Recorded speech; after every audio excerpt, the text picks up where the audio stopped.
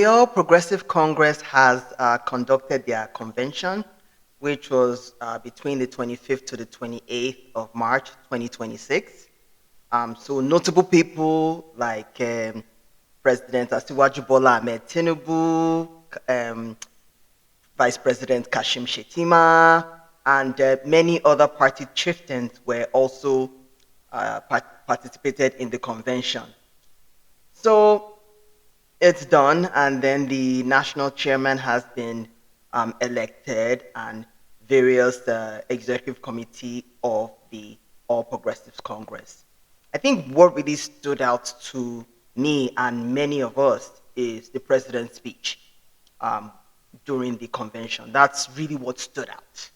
And we just wanted to hear from President Tinubu because all the other stuff was pretty much rudimentary, what INEC mandates them to do. Another thing was that it was done in Eagle Square, and from my understanding, Eagle Square is a public arena. Um, was that ideal, or they were just trying to flex their muscle as being the ruling party?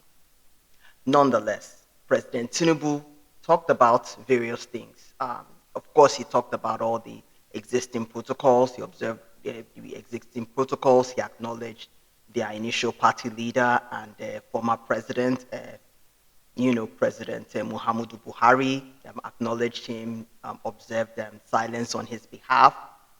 And he just talked about, democracy, the Electoral Act and the Electoral Act amendment. Him just saying that it's what it's supposed to be, that the Electoral Act shows that they are pro-democracy, and he didn't really have much to say about that. He also talked about the macroeconomic policies that they were able to enact to take Nigeria out of the gray zone in terms of their credit rating and making Nigeria a more attractive country to invest in. He also talked about just various policies that they are going to enact to let things trickle down to the regular mom and pop and regular citizen. He kind of grazed on insecurity, but I didn't feel like he really addressed insecurity enough because that is a major concern in the Nigerian polity. Like, what are you doing about insecurity? He talked about the macroeconomics, and then he also talked about power, how we don't have power in the country, we don't have enough.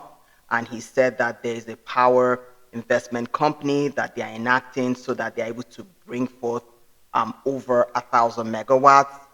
I don't feel like that's enough. I feel like they need to have more autonomy for power generation to the states, based on what sources are saying. Governor Okpebholo is looking at power generation using coal. Abia State has really worked on power generation, so we need to work more on giving the states more autonomy when it comes to power generation. And then there will be power distribution, because if states have more autonomy, I feel like there will be some sort of competition, and then there will be more power in the country as a whole. He pretty much highlighted that, yes, people are alleging that APC wants to be a one-party state. He said that that is against his ideals, that he's one of the fathers of democracy in Nigeria, that he's anti trying to make APC Nigeria a one-party state.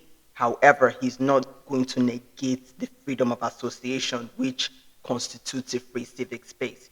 He said that people are free to associate with any group they want. So if people decide to join APC as it being in their best interest, he's not going to stop them from joining. So that is what he's alluding to.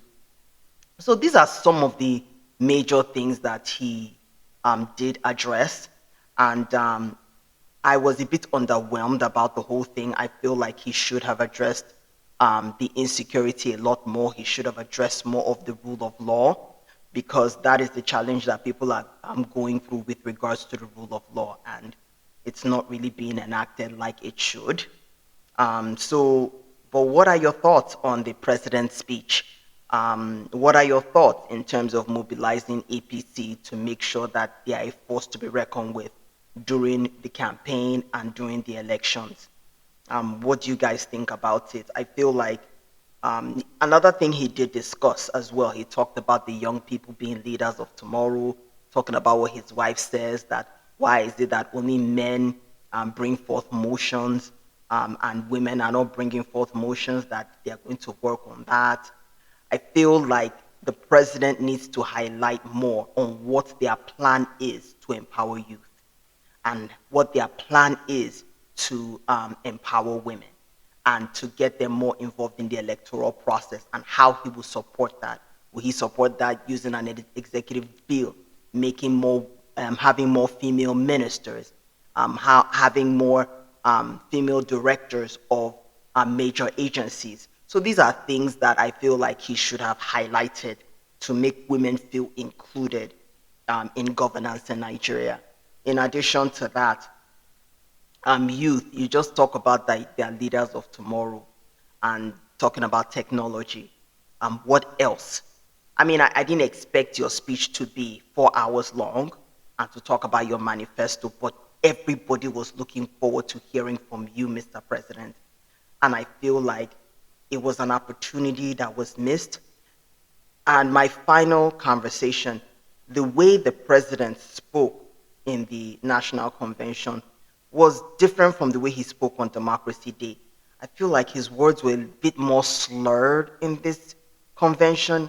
It wasn't as charismatic. It didn't have as much gravitas as it did during Democracy Day. I feel like he was a lot more lucid on Democracy Day, and he spoke very well.